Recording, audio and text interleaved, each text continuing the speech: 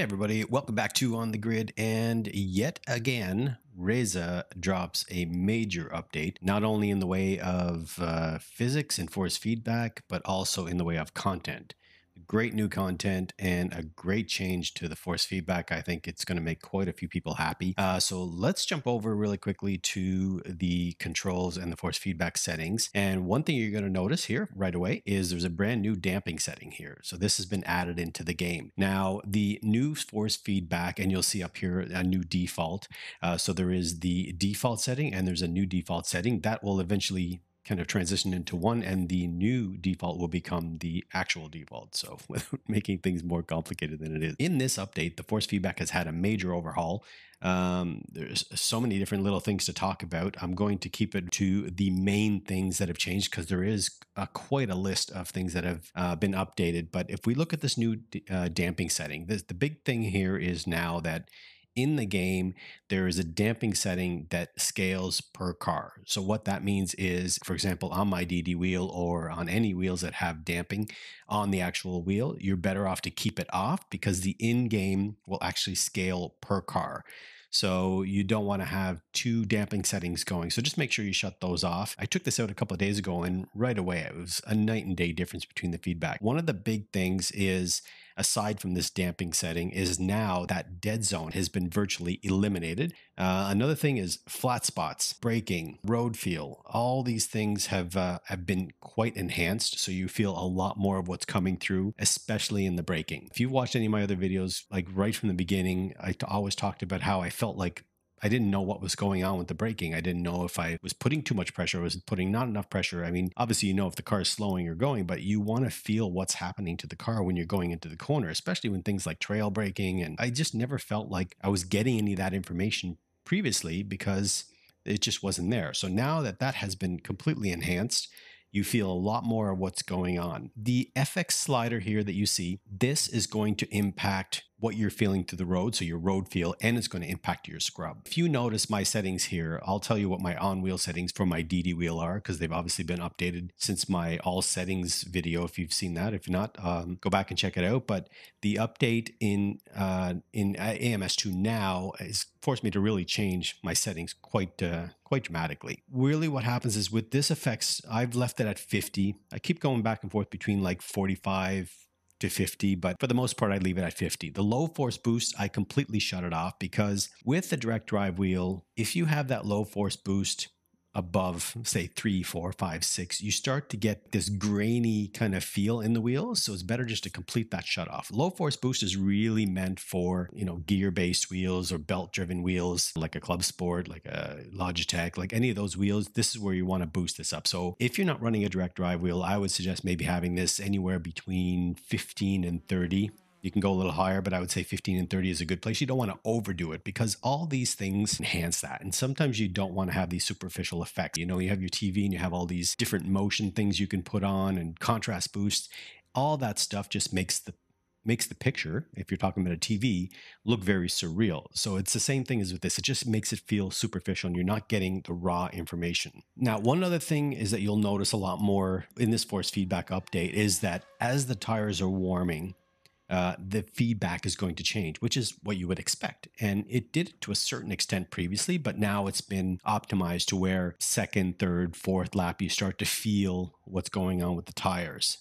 So it's a really good update for that. Now, the other thing is also you're starting to feel a lot more of what's happening when you're understeering and oversteering, because previously it just felt like the car was a bit too floaty. You didn't really kind of feel what was happening with the back, especially with the back end of the car. So we're really getting a lot more information all throughout the car, and it just feels like night and day difference. These are my DD1 or DD2 force feedback settings. In game, I have it set at 48.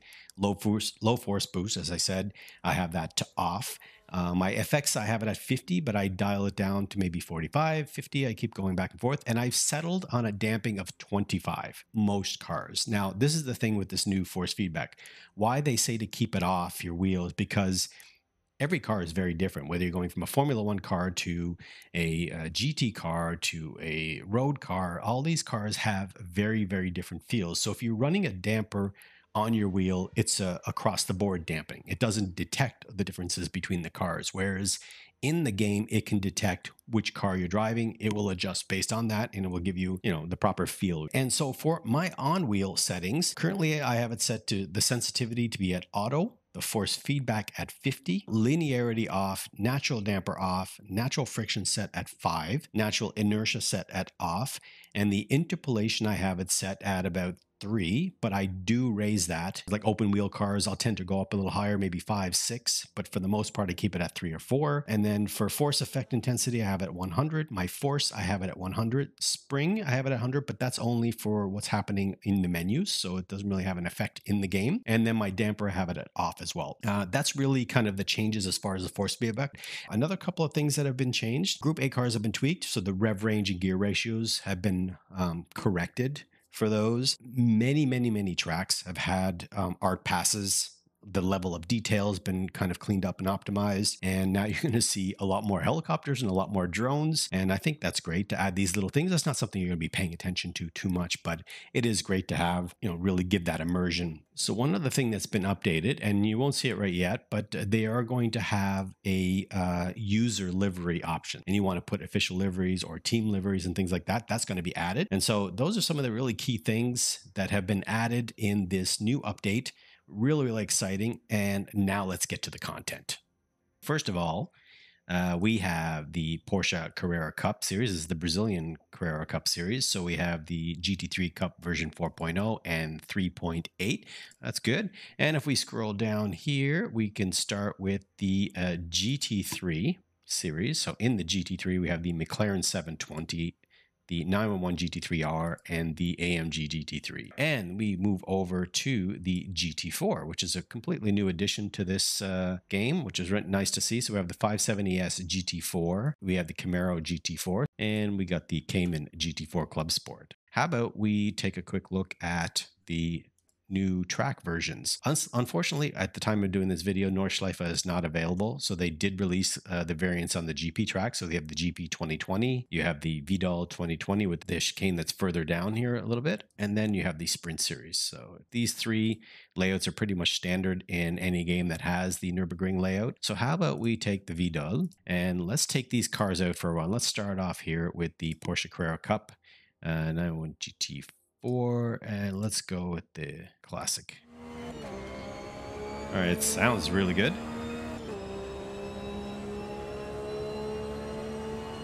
I like the Carrera Cups. There's kind of some of the harder ones to drive in many of the games.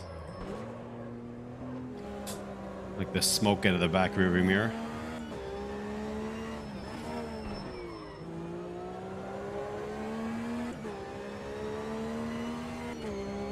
I like the sound. It's not too high pitched. It's got this just nice muffled. Yeah, feeling a lot of nice detail in the center of the wheel, which is a welcome change. A lot of helicopters on this track.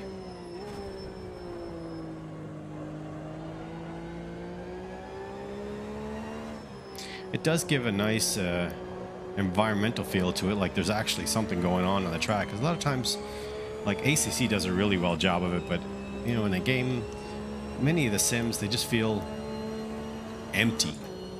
You can see the crowd there. We don't see much going on, so it's nice to see these addition of the helicopters and stuff. The drones. I mean, you don't want to overdo it, but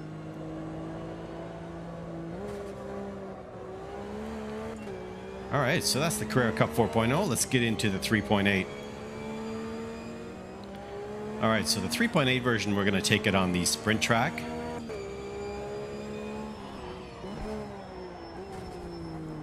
I'm not locking up my brakes, but there's definitely a lot of smoke coming out of the back there.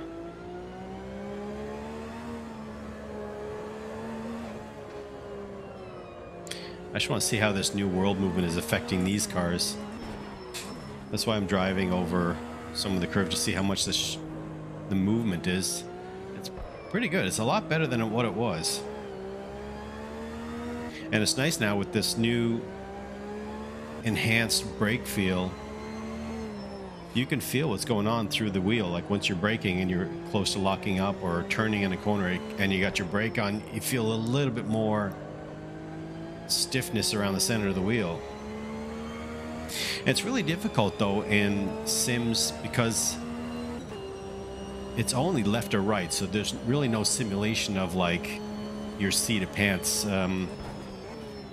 feel. So it's really difficult to simulate what's actually going on with the car body wise. So when you're, you know, if all these things are simulated effects, so you know, when you're getting that tense or the stiffness around the center of the wheel, or getting light around the wheel when you're oversteering, I mean, that's really the best you can do, like, until they create that, you know, full simulation, or you get a motion rig, which is like $20,000. So we're in the McLaren GT3, and we'll take this on the GP track. That interior looks great.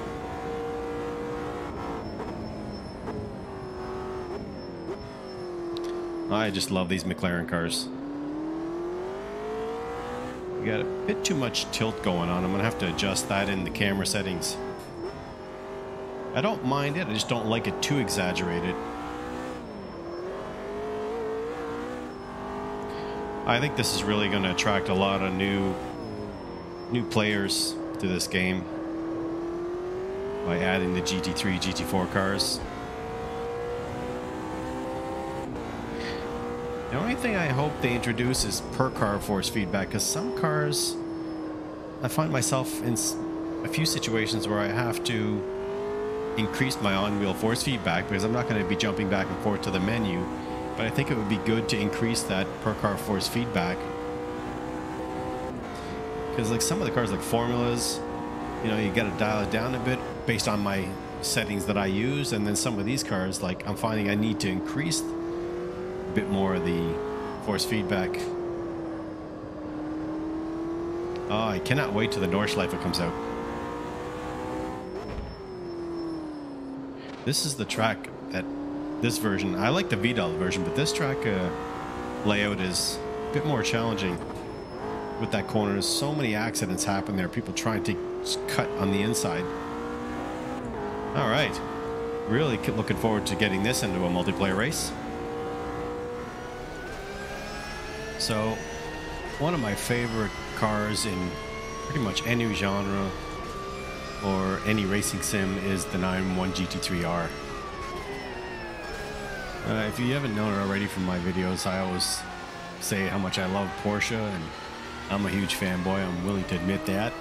But this car is, there's something special about it. I just absolutely love this car. Actually, let me just switch out. Oh yeah.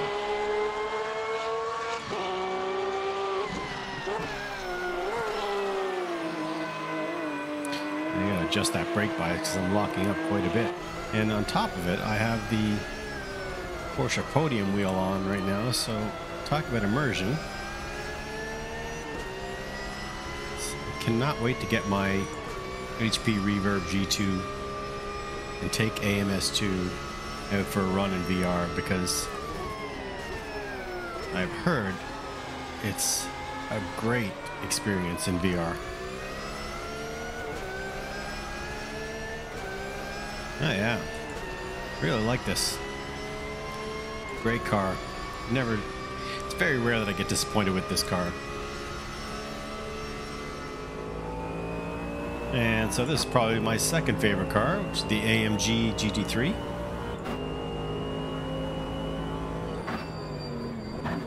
Probably one of the main reasons I love this car is because it just sounds so mean.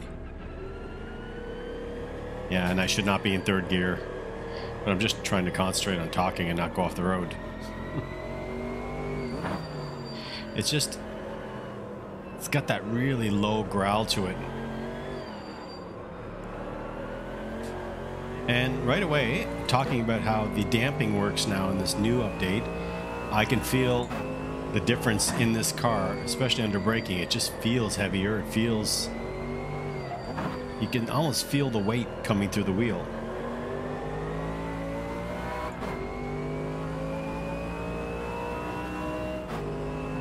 I gotta get my camera adjustments. That would be another thing that would be nice, is to be able to have per car camera settings.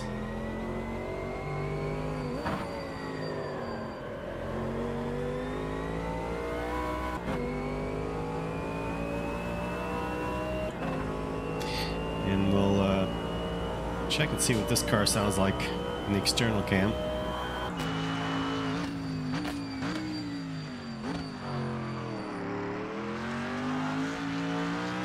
Yeah, that sounds good.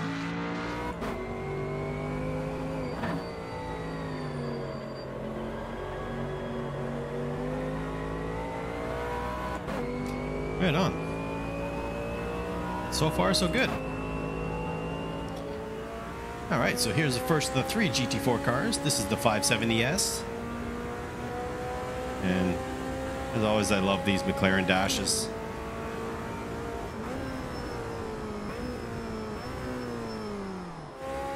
The sound's not bad.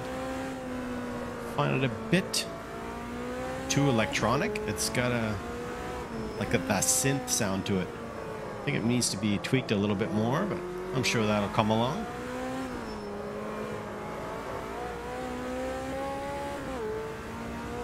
And we're on the sprint track again, so I'm just going to get through these 3 GT3 or GT4 cars, I should say, really quickly, and we'll save a nice long lap of Nordschleife with the. I'll probably take the AMG out on that, or the 911 GT3R. Yeah, I definitely got to fix that camera tilt.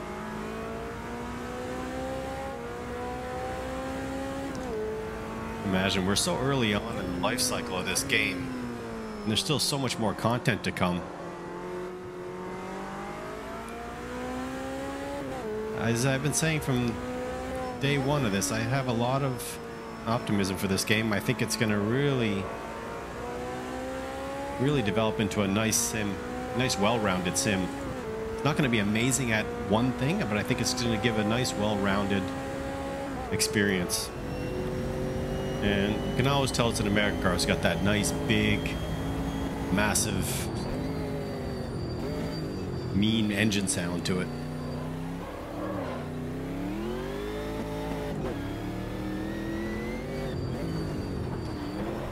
I just love this because you feel like you have so much power, which you do. You feel like you have so much power underneath you.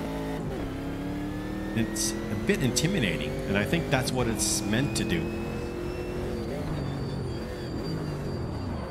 Big American muscle.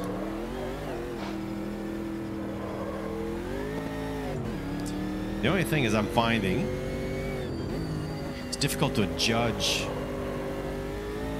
the size of the car. If you know what I mean, like, you know, sometimes you get a car and like, I take a 911 GT3R and I know exactly how close or how tight I can go into a corner. I know every aspect of the car, much like in real life. You know, once you get to know your car and you're pulling into parking spots, I think that's the same kind of thing. That's exactly what I was just talking about. So I don't even want to take it too close to this because I'm not sure how big this car is, but this is a cool car. I like it. Alright, so it's the Cayman GT4, and I've adjusted the camera and helmet tilt, so we'll see if that makes a difference. I dialed it down to 60, which they both at 75.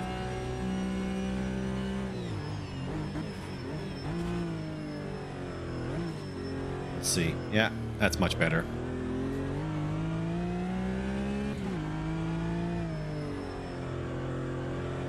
I think this has got a good sound to it.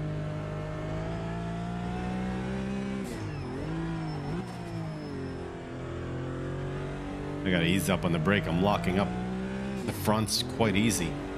As you can see, you need to adjust the brake bias.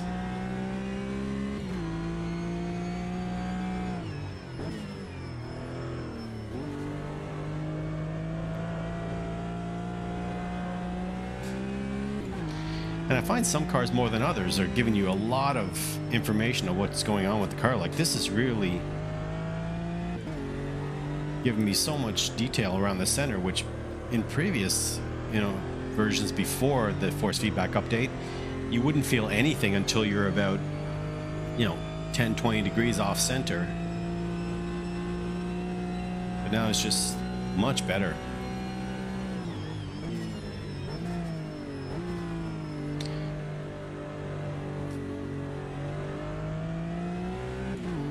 Yeah, so this is a really nice selection of cars, really nice update.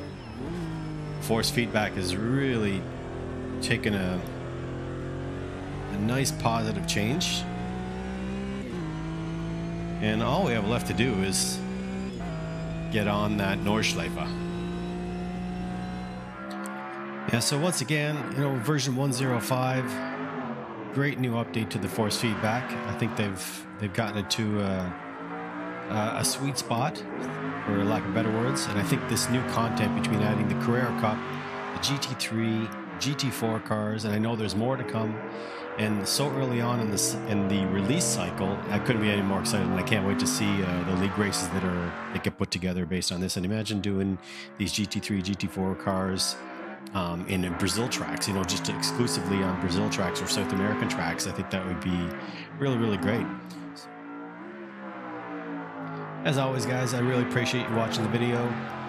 Like and subscribe, and we'll catch you guys again very, very soon. As soon as the Nordschleife content drops, I'll do a video on that. All right, take care.